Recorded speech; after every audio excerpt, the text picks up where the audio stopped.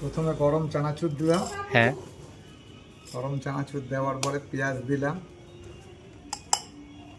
পেঁয়াজটা পরিমাণ মতন দিলাম। আচ্ছা। ঝালটা পরিমাণ মতন দিলাম।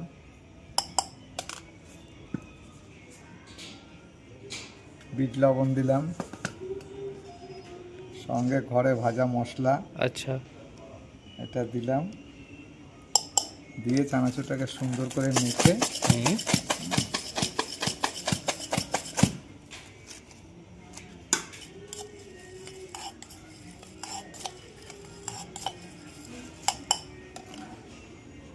আপনি কত দূর থেকে আসেন? আমি বনগাঁ চাঁদপাড়া থেকে আসি। আচ্ছা, ঠিক আছে।